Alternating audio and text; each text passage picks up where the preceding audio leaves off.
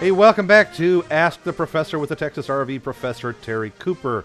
I'm Dave Dufour, and we are talking about water systems in your RV, what you need to know about them, how to keep them up, and basically how they work.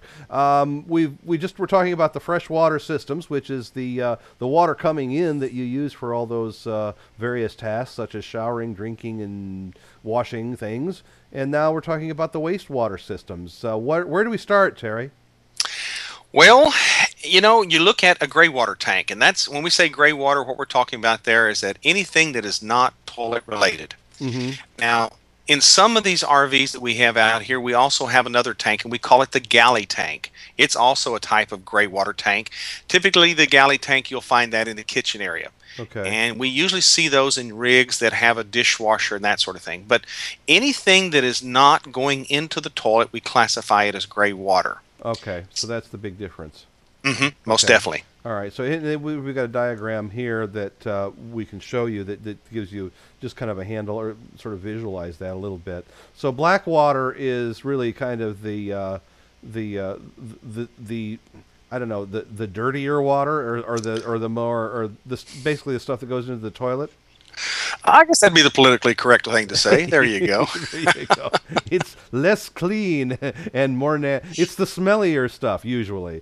Okay. Well, unfortunately, you're right. However, I have gotten a hold of some gray water tanks. I thought, my, what's in here? If it's been around a while, I'm sure that's probably the case. So, and then in between there, we're looking at a couple of what we call the dump valves, and those are and then there's something in between. What is that down there? Well, like everything else, once we bring it on board, we have to find a way to discharge it. And Right. so we actually have a set of valves. One is going to control the gray water disposal, and the other valve is going to control the black water disposal. Okay. Now, if you look at this particular slide here, what we're looking at is nothing more than, here again, we're looking at the sensors. There's some sort of water level sensors that are going to be on the monitor panel that will tell us the level that's in those tanks, gray water as well as black water. And if we happen to have the galley tanks, the other gray water system, we'll have a meter for it or have the lights for it. All right. Now the waste valves, that's really the critical thing, and this is one of those things that we talk about that 80% of the things we can take care of ourselves. The waste valves, changing out those blades, that's something we can do ourselves. It's just really very simple. Once we understand how they're installed, how they're bolted together, you can buy the replacement blades and put them in there yourself. Mm-hmm. But there's a technique when you get ready to change them out, and that's something people need to be aware of. That yes, you can do it yourself, but you certainly want to make sure the tanks are empty before you go messing around with this stuff. And that's what the tank flush system is all about. Well, what we run into many times is that those solids have a tendency to build up inside those Gotcha. tanks. And so if you would, we're using that tank flush system mounted on the side of those tanks as a way to flash flood the inside of those tanks. Okay. Because sometimes the sensor probes get grungy, sometimes there's buildup of material inside. Mm-hmm. And we have, on the black water tank, we have that dreaded pyramid waste that builds up. Gotcha. Imagine if you would, in a black water tank, the water going off and leaving the solids, and the solids just start building up, and we call that the pyramid. Okay, gotcha.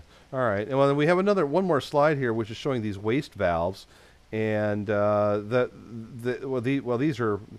are two different types. It looks like here, aren't they?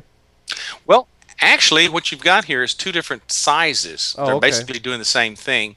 If you'll notice that what happens is we have what we call the hubs, and the hubs mount to the tanks and also to the outlet fixture. Mm-hmm. And then in between those two hubs, you have what we call a blade assembly, and it slides in and it's bolted together with 4 bolts. Mm-hmm. You notice the little O-ring washers to keep it from leaking. And here's one of those situations here again that we can do it ourselves if we just know that, hey, all we have to do is drain the tanks, pull the 4 bolts, pull out the blade assembly, and slide a new one in. Okay. The black water tank is typically going to be a 3-inch valve, and typically what we will see on the gray water is 1.5 inches, and in some situations you may even see it as big as a 2-inch, but usually 1.5 inches is where we're at. Okay. And so when we're ready to discharge, we just open up these valves and it goes into the at the dump station, obviously. Right. But Of course, we're going to have some sort of hose attachment and that sort of thing because we don't want to discharge it on the ground for sure. Oh, obviously, yeah, yeah. And so, but those valves are opened up essentially by pulling up on that little T valve, that little T handle, right? Correct. Now, there is a sequence of operation there, and that's something I see a lot of people getting themselves in trouble with. Oh. You always want to open the black water tank first. And the reason is you want to get all the waste out of there. Then you open the gray water tank, and what you do is you chase the solids with that gray water from those tanks. Okay, so the pressure of that brings essentially cleans out the solids and leaves your hose a little bit more exactly, so to speak. Okay, all right.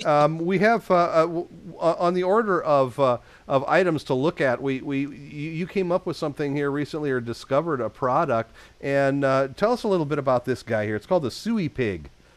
And it's not, I mean, I know about calling pigs, but so it's kind of a funny name to start with, because that's how you call pigs, is yell suey, but this is not really the same thing, right? No, it's a little different, but quite honestly, contest. I came across this from a gentleman that I had met some years back, and of course, it's amazing how you bump into things and you always stay in touch with people.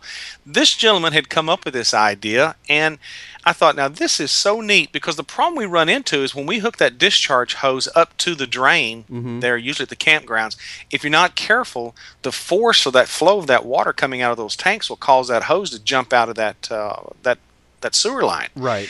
So Matt is the gentleman that came up with this, and I thought, now this is one cool idea. How come I didn't think of this? And what it is it's a little plastic pig that has an indentation in his belly, so that way he straddles that sewer hose. And then, of course, the Sewie Pig, he's also got a little hole in the back with a cap on it, so you can fill it up with water and make him a little more weight to hold that thing down. Okay. So now he was telling me that he also had these in red for the Arkansas Sooners there, so okay. So the Razorbacks, I should say. Perfect. So he told me, hey, if anybody out there wanted an Arkansas Razorback Sewie Pig, he could take care of it for him. Okay, I said, well, what about some of the other guys? He said, hey, we'll get there. But anyway, I thought it was just kind of one of those, and I put that in my category of, hey, check this out. Right. And so that's why I thought, hey, this is a pretty cool little deal, because I've seen people put rocks on them, bricks, halite blocks, lumber. And, the poor grounds guy, he's having to mow around all that stuff. But if you got your little Sewie Pig or something like that, it takes care of that problem real well. Right. It's a practical item, and it sort of doubles as a lawn ornament, so to speak. Now does this go over? Now, if you have the elbow shaped or the L shaped hose ending, I don't know what you call it, but the adapter, do you need this? Not necessarily, but like I say, the big issue that we run into a lot of times is that we go to a campground, and sometimes the fittings that we tie into are all different sizes. Gotcha. Sometimes you got to use a little neoprene donut, and you're over here always trying to keep an eye on it, because the last thing you want to do is pull the gate valves and turn around and look, and you're dumping sewer all over the grass next to your neighbor's coach. Right. That really excites them. Yeah. And so when I saw that, I thought, now that's a slick idea. That's hold that sewer hose down to where you don't have to worry about it jumping out of the drain line. Okay, so keep your hose under control. And if you really have a problem, get one of these Sewie Pigs and weight them down. So yeah, it sounds like a great idea, and then it obviously it saves hurt feelings all around sometimes. I'd say this is part of one of the good neighbor policy. There you go. So. It's a good neighbor policy. Okay. Well, we're going to be right back with questions from you folks on Ask the Professor. So don't go away.